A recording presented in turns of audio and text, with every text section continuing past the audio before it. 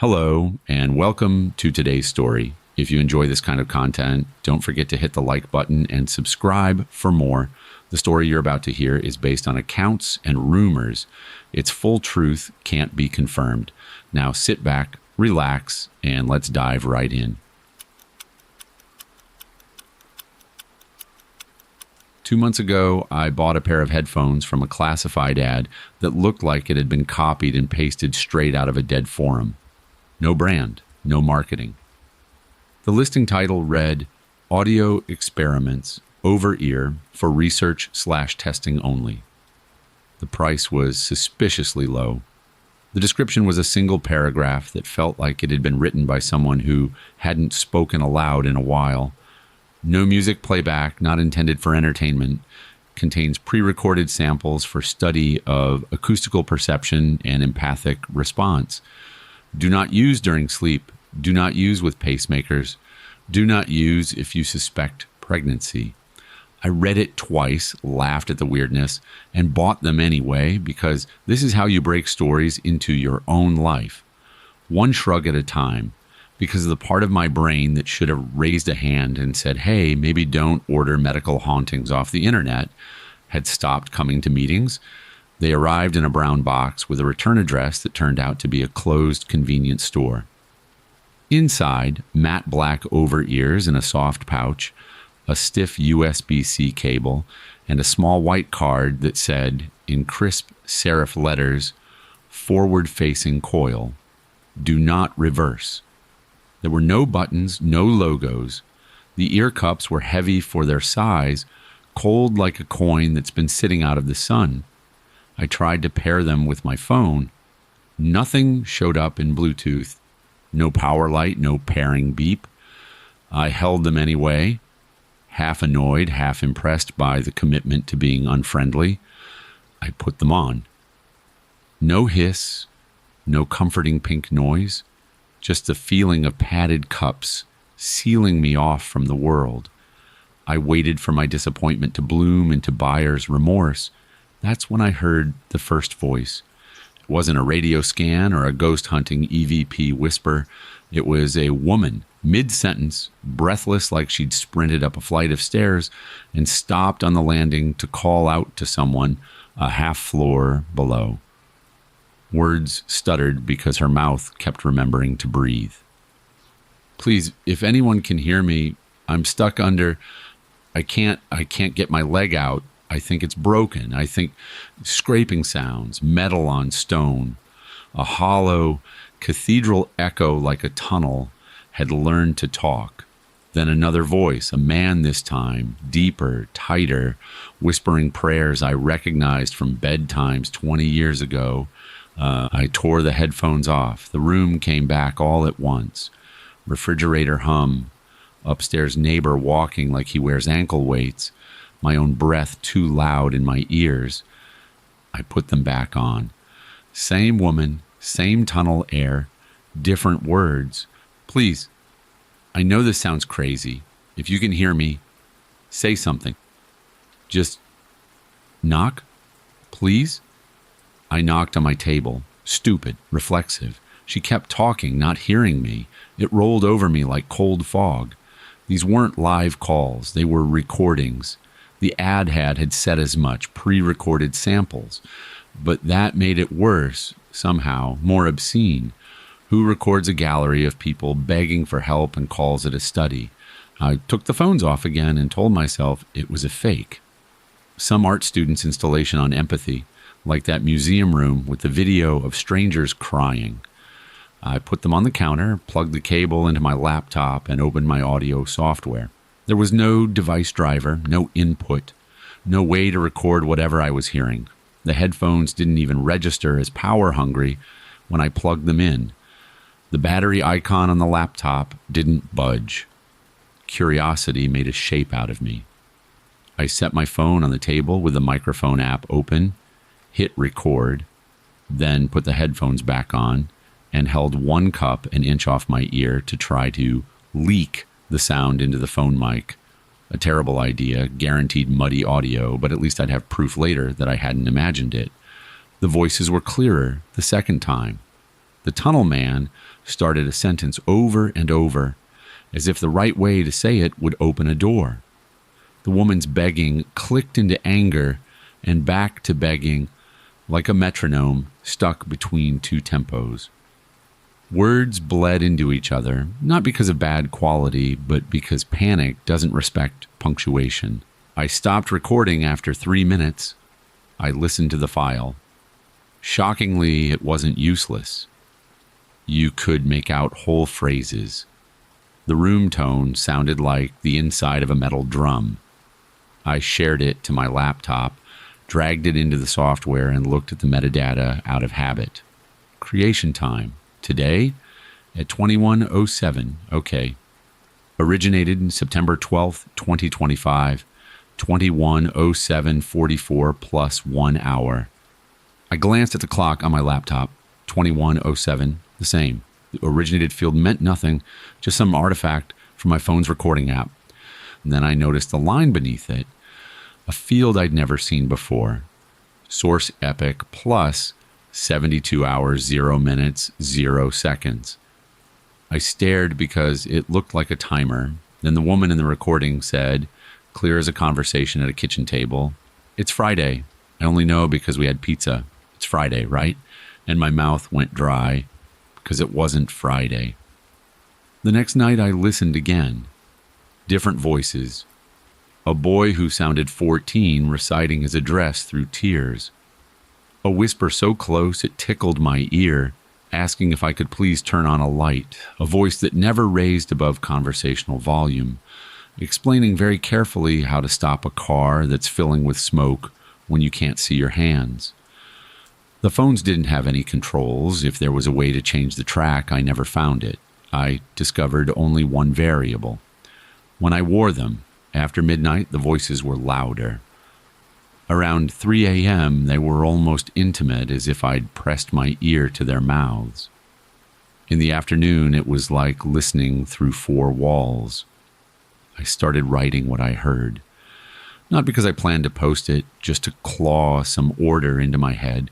I wrote down names when I heard them, places, the shapes of rooms as people described them, a ring against metal, a wet sound I don't want to name, the chilled amusement in a voice that had been crying until it ran out of water. Sometimes I got a time, sometimes a day of the week, once a license plate, recited over and over like a rosary. 8KZ19. Then the breathless laugh of someone who has realized they can't remember what comes next and that remembering won't help. I tried rational answers. The phones were picking up scanner traffic from emergency services. I was frightening myself with random crosstalk, and my own brain was connecting dots. I searched the model number that didn't exist. I reverse image searched photos of generic headphones. I looked up local incidents.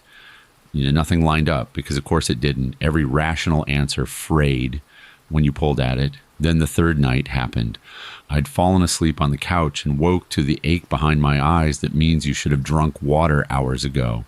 The clock said 2:13. The apartment had that late quiet where the air feels thinner. I put the headphones on because apparently I had decided I lived in the worst choose-your-own-adventure book of all time. The voice that came through wasn't a stranger's. "Nina," I said out loud before I could stop myself, because you don't mistake the person you live beside for anyone else. She was crying and trying not to, which is its own sound. She was talking quietly, stopping to shallow breathe, that panicked hyperventilation you learn in childhood and never quite unlearn. "I'm in the dark," she said. "I can feel metal. I think it's a cabinet, a trunk. It's so stupid. I thought it was empty, and then it wasn't, and then a bang. Knuckles against something hollow. If you can hear me, please don't hang up. Please don't hang up. My hands are numb." I ripped the headphones off so fast, the ear cup scraped my temple. I ran to the bedroom with the adrenaline of someone who woke to the smell of smoke. She was asleep, sprawled diagonally, mouth half open, the way you sleep when you decide to trust your life to another person and a lock on a front door. I stood there, shaking like a tuning fork, woke her, asked if she was okay with the manic brightness of someone pretending they're making a joke. She blinked at me, confused and kind, and then hugged me because my hands wouldn't stop. The next morning, I didn't tell her. I couldn't figure out a version of the story that wouldn't turn into a fight about my anxiety, the internet, and the problem we still haven't figured out how to fix, which is what to do with the things that crawl into your head from your phone and refuse to leave. I told myself I'd destroy the headphones, put them in the dumpster, and watch the truck take it all away, like you see in those videos where people throw haunted dolls into rivers. I put them back in their pouch instead and shoved them into the back of my office closet behind old tax folders and a dead router. I lasted until lunch. I took them out because this is what addiction looks like when it wears a new face. That afternoon, the voices were faint, like shouts across a parking lot. I heard only fragments, not enough to build a full shape out of. I adjusted the cups, pressing them closer. It didn't help. I waited until after midnight and tried again. Nina's voice came back. Okay, it's later now. I think the air's worse, I can hear. Is that water? Is that my blood? A wet laugh? I don't know where I am. It's metal. I can count the screws. 4 on this side, 3 on the other side, but I think 1 fell out because my fingers feel something like a hole. If you can hear me, please, please, knock. I didn't knock. I couldn't bear to pretend a connection we didn't have. I listened for any detail I could use. She coughed again. The sound you make when a room steals a little more of your breath each minute. I recorded again with my stupid phone mic because it was what I had. When I checked the file, the same nonsense metadata glared. Originated tonight. Source epoch, counting down from a neat number of hours. When I scrubbed back through the earlier file, the field had changed. The timer wound down in lockstep with the time in the day. It was as if the software thought the audio had been pulled from a time exactly X hours later. It didn't feel like a prank anymore. It felt like hearing a house settle and realizing it isn't settling, it's breathing. That night I lay beside her and watched her chest rise and fall. The sanctity of regular breath, the miracle of tiny muscles doing their work without applause. Every few minutes, I would almost cry from nothing but relief that she was doing an ordinary thing. The next day, I tried research again. The listing had been deleted. The account that posted it had been banned. The return address belonged to a store that had closed years ago. The white card with forward-facing coil sat on my desk like a threat. I Googled forward coil headphones and got physics papers my skull had no room for. I stopped listening for a day to see if not listening could make the future smaller. It felt like holding back a tide with my hands. I told myself I was superstitious and then crossed the street to avoid a black cat. I unplugged the lamps without thinking why. I took all the batteries out of the carbon monoxide detectors and then immediately put them back, swearing at myself. I deleted the recording apps off my phone. Then, because I am not fixed by noon, I installed them again at 2. When I put the headphones on that night, she sounded closer. She was speaking slowly, too tired to waste syllables. I found a seam, she said. There's a seam, and if I push my nail in it, bleeds. Wait, that's not a seam. That's my finger. I'm sorry. I'm so sorry. I can't tell if I've been here hours or days. I can't tell if it's night. She started to describe what she could feel, the way people talk into the dark when they're trying to hear themselves be real. Smooth metal, rougher edges, a corner that bit her elbow when she tried to turn. Counting. She kept counting. Sometimes she'd start again like she'd fallen asleep between numbers. I wrote down seam and bleeds and screws and water and metal box The part of my brain that likes labels whispered trunk, locker, freezer, elevator, storage. I looked at our apartment and saw new ways for it to be cruel. The audio card with do not reverse scratched at me. If there was a forward, there was a backward. On the 5th day of not sleeping right, I tried to use the headphones on other people. I know how that sounds. I called my friend who has a little recording studio and asked if I could borrow an interface that can rip audio off analog outputs cleanly. He joked about my new ASMR channel. I joked back. I didn't tell him I was trying to steal time with a cable. The phone still didn't register as a device, but the microphone in the room would catch them if I pressed the cup just right. I recorded an hour of Nina's voice and then scrubbed through looking for anything useful. In the spectrogram, there were patterns that shouldn't have been there. Regular pulses tucked under the noise like a click track, a faint whistle that wavered in and out in a pattern that would make a data scientist smile. I'm not a data scientist. I heard only a shape that bored into my skull and stayed. That night, I hid the headphones, not because I planned to stop, but because fear makes you tidy. I put them in the old chest freezer we use as a tool chest because the electricity in this building is flaky, and I don't trust it to stay dead even when the lamp is unplugged. The freezer has a lid that swings shut with the kind of finality that keeps parents up at night. There's a latch for a padlock, and now we've never used. I set the headphones in, closed the lid, and didn't put the padlock on because that felt dramatic. Nina asked where I'd put the weird earmuffs. I told her I'd returned them. She believed me because people believe each other when the alternative is to say the quiet part out loud. I slept through midnight for the first time in a week. Woke at 4, disoriented and raw, with that scraped out feeling like someone had taken a spoon to the inside of my ribs. I went to the kitchen for water and found Nina at the sink, drinking like a person who hadn't for hours. "Can't sleep?" I asked, automatic. "Bad dreams," she muttered, voice thick, then smiled that stubborn morning smile. "I'm fine." I wanted to tell her everything. I wanted to put the weight of it in her hands because I was tired of carrying. I made coffee instead.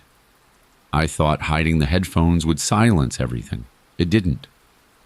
Even from the freezer, like sound leaking through the bones of the building, I could hear phrases when the apartment was very still.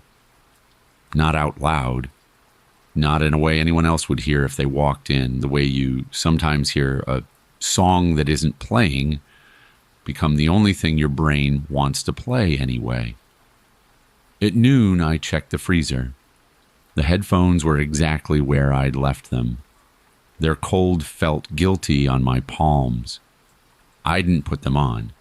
By evening, the pull was a tide. I waited for Nina to fall asleep on the couch, choked by the gentle tyranny of a true crime show that loops the same commercials every 6 minutes, then went to my office and closed the door. Put on the headphones like a confession. Her voice rose around me like heat. "I found the hinge," she whispered. "I can feel it if I press my cheek right here. It flexes when I kick the top. I'm loud, but I don't think anyone can hear. If you can hear, please make it not your job. Please don't make this your job." I pressed my head into my desk. I didn't realize I was praying until the words came out like a cough. Please let me be small. Please let me be someone who can go to bed and wake and make eggs and go to work and not be a hinge for a door that shouldn't exist. The salt line on my desk, when I lifted my head, was embarrassing. I wiped it with my sleeve and heard her whisper again, right up against the microphone of whatever was recording her. "I can hear you." A liar's 3 words, said perfectly. I don't know how I knew she wasn't talking to me. The headphones have taught me to hear the shape of a lie. I made a plan. It wasn't good, but it was something. I would listen only for details, not for why, Not for help, not for I love you or I'm scared, just the things that could put boots on ground. If I could find a place, any place, and stand there at the right time, maybe I could change whatever knot was pulling itself tight. The next day, late afternoon, a different voice bled through, a man with a smoker's cough, whispering the way people whisper when they don't want to wake someone in the next room. He gave an exit number and the name of a motel, said there was a dog barking and a TV running in the office. He described a car, a red Civic, the plate, 8KZ19, and then coughing. Then, I think I'm in the trunk. At 16:07, I stood in the gravel lot of that motel, bouncing on my toes because adrenaline breeds self-consciousness. I watched every red car like a hawk that failed the year. At 16:19, a red Civic turned in. I saw 8KZ and didn't even see the last three numbers because all my blood moved to my hands. I did what anyone would do if they had already decided to be a bad kind of hero. I called the police, forgot the entire alphabet during the plate number, babbled, stood there, vibrating. 2 squad cars arrived fast enough to make gravel spit. They spoke gently to a woman who had just parked and started to melt under a pressure she hadn't expected to feel today. They popped the trunk. It was empty, clean, smelled faintly of rubber. Woman started crying anyway because when police open your trunk and find nothing, you still feel accused of something. They took my statement like a warm towel. The officers were kind the way you're kind to a dog that flinches for no reason. As they left, the younger one told me to find ways to reduce stress. The older one told me to stop watching nighttime TV. At home, the headphones rewarded my effort with a new voice describing a different red Civic and a different trunk in a different town. I hadn't saved anyone. I had taken my fear to a parking lot and offered it to strangers. That night, I told Nina I'd had a panic attack at the store. She held me until it passed, efficient in the way of people who have dealt with their own storms and learned the shortcuts in the house. The days became careful. You can live in careful for a while. You can build a whole town there. I avoided elevators. I timed grocery trips like a person trying to miss the sun. I allowed myself to listen only once each night, for no more than 20 minutes. And each night she was there like tide water crawling up the same rocks. I can taste metal, she murmured. It tastes like blood. I know that's stupid. The inside of my elbows hurt. I think I stopped feeling my fingertips an hour ago, maybe longer. I can't tell time. I think the air is running out. I counted screws with her. I counted breaths. I tried to pin down the sound of what she was banging on. Hollow, yes, but every hollow room is a choir. Metal over empty, but every empty box has a voice. I pressed my hand flat to my office floor and felt the cheap particle board through the carpet. Stood and pressed my palm to the closet door and felt only paint. Opened every cabinet, every drawer, every case. Put my ear to the chest freezer and heard my own blood moving through me. The day the elevator in our building failed for 6 hours, I sat on the first floor stairs and listened to it breathe like a sleeping animal.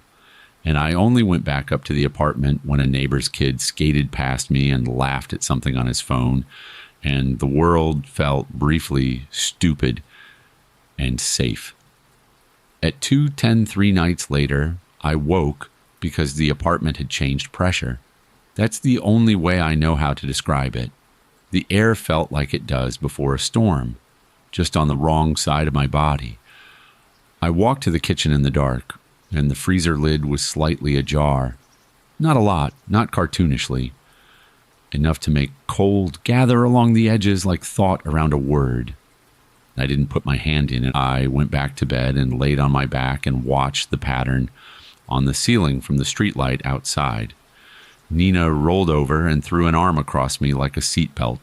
The next afternoon, she couldn't find her keys. We tore the apartment apart, frantic searching that turned into the kind of bickering that marital counselors have made degrees out of. Found them in the pocket of a jacket she hadn't worn. Sat on the floor and laughed because sometimes that's the only thing left. Laughing late at your own meanness. She left for a walk. I listened while the door was still swinging. Her voice was very close. "I'm not asleep," she whispered. "I don't think I'm going to be allowed to sleep. I keep thinking I hear you in the next room. I keep thinking I hear typing." My fingers froze over the keyboard. Someone upstairs moved furniture, and it sounded like the sky turning over. I got practical. Panic can wear a tool belt. I installed 2 carbon monoxide detectors. I checked the gas line 3 times. I tested the smoke alarms with a dish towel and regrets. I put a doorstop in the bathroom because doors that stick give me religion. I wedged the freezer lid open with a wooden spoon and then stood there staring at it because I didn't want to admit why I'd done it. I took the batteries out of the headphones and then had to sit down for a long time because there are no batteries in the headphones. On a stupid hunch, I recorded one of the sessions and ran a frequency analysis. Under Nina's voice, there was that same faint whistle, rising and falling in a pattern that didn't feel like accident. I mapped the peaks against the timestamps. The peaks got closer as the source epoch got smaller. A countdown you could hear. In the recording, she started to describe something new. A smell. Cold, old air, like coins and dust. The smell of places that have been closed for years. Then a click. Then a heavier thud. The first time she didn't seem to notice. Later she started crying when it happened. "It's that sound again," she whispered, "like something is deciding." I rewound 10 seconds, replayed the click, the thud, the little moment of quiet that followed. Played it again until I knew it like a song I hated. The click sounded like metal finding a home. The thud sounded like a lid that decided. The idea came the way ideas you've been fleeing come at you, gently. The freezer. Not because I'm an idiot who put their cursed object into the one thing in their home that is literally a metal box with a lid. Because the click in the recording sounded very much like the latch on the freezer has always sounded when it finds the notch it likes and decides to bite. I told myself I was being dramatic. I told myself I was making patterns up. I told myself I would not, under any circumstances, put my partner's safety at risk because I wanted my life to be a narrative.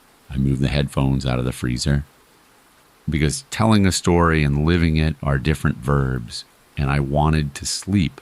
I sat with them on my lap and watched the news without processing any of it.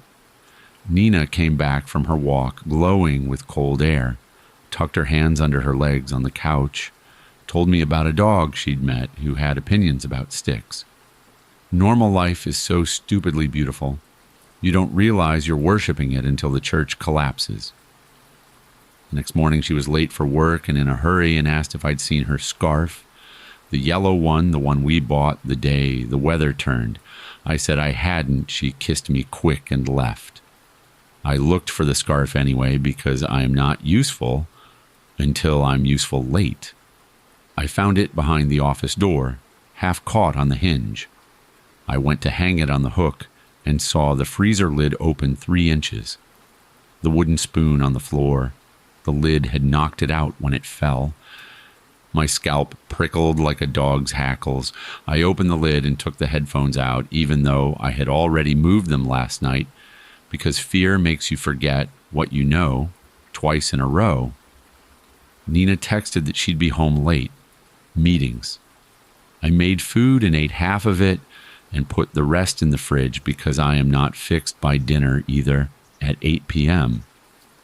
The building went quiet the way buildings do on weeknights when everyone's phones have made them too tired to look out windows.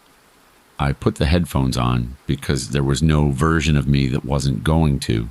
She was whispering very softly, like someone hiding. "This time I know where I am," she breathed. I can smell laundry soap. I can smell your sweatshirt. I can smell old dust. I can hear the keyboard. Please, if you can hear me, please don't. Don't open anything. Don't look. Don't. I stood up so fast, the chair bit my thighs, yanked the headphones off. The office was ordinary. The office was an office. The closet door was ajar, because that's how it always is. I always fail to close it the last inch. The chest freezer's lid was closed and the spoon lay on the floor like a crime. The soundproof closet I built last year to record voiceovers, the one with the heavy door and the soft panels and the thick seal, sat there with its light off. My ears rang in the sudden lack of her voice. I could hear my building's bones and my own. I walked to the sound booth and put my palm flat against the door. Cold under paint, the kind of cold that comes from insulation doing what it promised. From the other side, one small, polite knock, twice, then nothing at all. Time turned into a clothesline that someone had taken down and dropped on the floor. I fumbled for the handle and yanked. The seal held for a second like a breath. The door opened. The small room was empty and smelled like dust and fabric and the faint sweetness of stale breath. The light worked. The floor was clean. No one was in there. No one. My phone vibrated. A text from Nina. In the parking garage. Be up soon. Elevator stuck again. Kill me. I replied with a joke about stairs and quads because this is what you do when your chest is full of wasps. I stood in the hallway, listening to the elevator breathe. The text bubble stopped and started 3 times, like she kept trying to say something, and then changed her mind. I put the headphones back on because I am incapable of learning lessons on first pass. Her voice was frantic now, the kind of frantic that knows exactly how much air is left. Okay. I can hear the hallway. I swear I can hear the elevator. I swear I can hear your keys.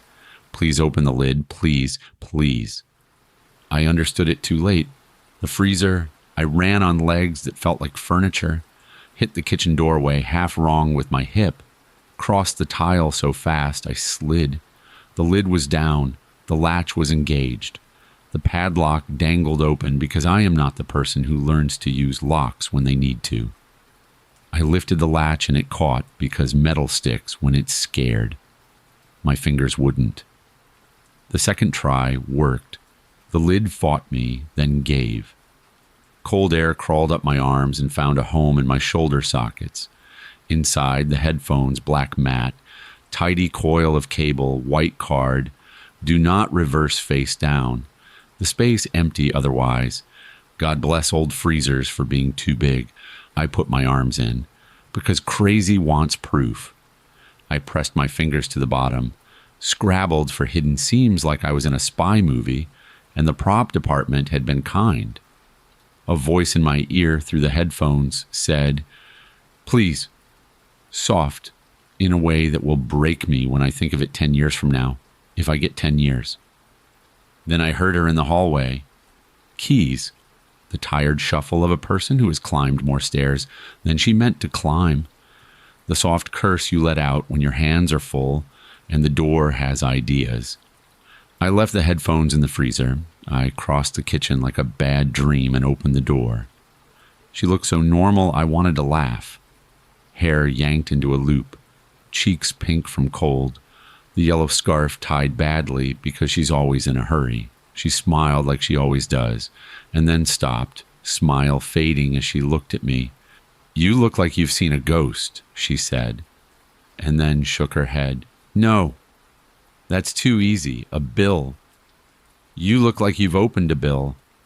It came out of me wrong, a sound that was supposed to be a joke, and landed sideways. She kissed my forehead anyway, went to the sink to wash her hands. I stood there like a lighthouse with its bulb blown. I wanted to tell her I was sorry for something I hadn't done yet. I wanted to ask her to promise me she'd never open anything she found closed. I wanted to lose the power of doors. We ate. We pretended to watch something.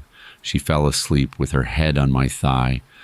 I sat very still because I didn't want to wake her, and because I was scared that if I moved, the hinge would creak. At 2:11, she woke to pee.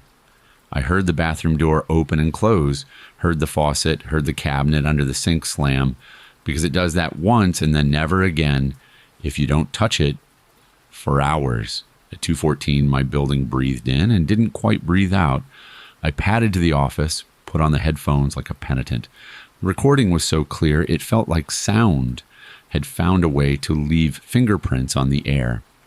I heard the tiny catch in her breath she has when she's trying not to swear. I heard the soft sound she makes when she touches cold metal.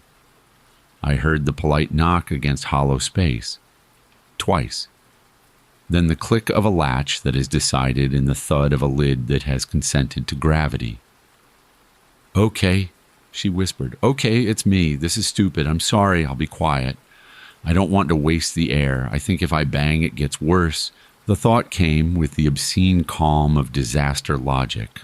I could open the lid right now and prove the recording wrong. The thought bent into its opposite as soon as I picked it up. If I open it and it's wrong, the recording is right anyway. If I open it and she isn't there, she is. If I open it and she is, she isn't. The headphones don't need obedience. They need an audience. I took them off. I put them on the desk. I stood in the kitchen over the freezer with my hands hovering over the latch. I held my breath until my chest hurt. I watched the second hand on the stupid cat clock jerk its tail. I didn't open it because the recording wasn't in the freezer. The recording was in my head, and because the future is a terrible place to go alone. At 2:18, the air pressure shifted back. At 2:19, she flushed the toilet, sneezed twice, the way she always does when the bright bathroom light hits her, came out, asked me why I was standing in the dark like a murderer, laughed when I said I was hydrating like a champion. I slept next to her like a person who knows their bed is a raft. In the morning, I pretended to forget to get the mail so I could go down to the lobby and stand inside the freezer aisle of the convenience store on the corner and watch people open and close lids and survive it. It didn't help. I promised myself out loud in the privacy of my office that I would throw the headphones away. I put them back in their pouch because rituals matter. The white card fell out and fluttered under the desk. I bent to pick it up. On the back, someone had written something in pencil. Not neat. Scratched like a person who doesn't like the way pens commit. It wasn't a signature. It wasn't a warning. It looked like the end of a sentence. Only play what you'll pay for. Fine. I would pay with money. I took the pouch to the dumpster. I threw it in and walked away and then jogged back and fished it out because I'm a coward in all the ordinary ways. That night I wore them one last time because last times require last times to become last. I didn't hear Nina at first. I heard a man I didn't know, whispering about a door that won't open no matter how kind you are to it. I heard a child counting, starting over at 12 each time, because 12 is a satisfying number. I heard a woman recite a recipe for bread in a flat voice like she believed if she followed the steps, something would rise. Then, near the point where the source epoch on my screen told me I had no business continuing, Nina came through. Calm. Too calm. "If you can hear me, I know you can't help," she said. "It's okay. This isn't on you. This isn't even happening to me now. It's happening to me then. You can only hear it because someone reversed the coil. I don't know who. I don't think it matters." She laughed. Soft. The way she laughs when a joke isn't funny, but she recognizes effort. "I don't want to be in your head like this. I don't want to be paid. Okay? I don't. So if you can hear me, promise me 2 things. Don't open anything. Don't be a door. And when you hear your own voice later, you won't be tempted to think you can outsmart it. You'll want to. You'll think, I'll say a different thing. I'll swallow at a different time. I'll stand on the other side of the room. You won't You'll be generous when you should be jealous. I pressed my hands over the ear cups like I could push the sound back into her mouth. A knock at the apartment door. Soft. The kind of neighborly tap that says package for you. I pulled the headphones down around my neck and opened the door. No one there. A small parcel on the mat. Return address blank. Inside, foam, then a coil of wire, then a tiny folded instruction sheet with a diagram of the headphones I owned and arrows showing the coil inside the left cup and how to lift it and reverse it. I wanted to throw up. I wanted to run. I wanted to fix the coil, because fixing is what you do when your partner has taught you how being useful can be love. I didn't reverse it. I didn't move. I put the coil back in the box and the box under the bed and my head on my desk and waited for the impulse to become a decision. It didn't. Not that night. The next morning, Nina asked if I could pick her up after work. Something about the garage being creepy. I said, of course. At 18:10, she texted that she'd be a few minutes late. At 18:20, she stopped replying. At 18:30, the garage called to say there had been a power outage, and the rolling doors had been stuck, and everything was fine now. We laughed about it over noodles. The world had the grace to be mundane. I'm ending this here because my hands are starting to shake, and I promised myself I'd only write this once. There is a lot I left out on purpose because the thing I learned from the headphones is that details are doors. You open them and something gets in. You keep them shut and maybe what's outside loses interest. Maybe it doesn't, but at least you've made it work harder. The last thing I'll say is this. Last night, when Nina fell asleep on the couch and I carried the headphones back to the office to put them anywhere that wasn't here, they turned on without being on, if that makes sense. Not louder, not even a voice, just breath right against my ear, the kind of breath you make when your head is inside a cabinet and you're trying not to cry because crying wastes air. Then my voice came through. Not a recording of an old call, not a phrase lifted from this post, the tone I use when I am trying to calm a dog, the words I say when I do not know what else to do with my mouth. Please, I heard in my own voice, please don't put them on. Please don't turn me into a door. The file I made from that has a source epic I have been trying not to look at all day. It's short. I'm going to pick up groceries on my way home because normal life deserves fruit and bread. I will probably walk past a display of headphones and feel like a person standing at the edge of a cliff. I will go upstairs and heat leftovers, and we will watch something where people make jokes from safe distances. Later, when the building quiets and the breath of the world goes shallow, I will stand in the dark and listen to my own chest work and tell myself it's enough. I can hear them in the other room right now, very faintly, even though I've put them away. Not words, not yet. Just that quiet human sound of someone asking the air to be kinder. I don't know if it's her or me. Maybe it doesn't matter. Maybe that's the entire trap. It never has to be one or the other when it can be both. If you read this, don't go looking for them. Don't buy experiments from classifies. Don't put your head inside a door. I've decided I'm not going to be the hinge. I'm going to be small and stupid and alive. And if I hear my voice later, asking me to be generous when I should be jealous, I'll try to remember this. I don't owe the future anything it won't take by itself. Thanks for listening. I really enjoyed putting this story together for you. If you liked it, hit that like button, subscribe for more stories, and share it with someone who's into this kind of stuff. See you next time.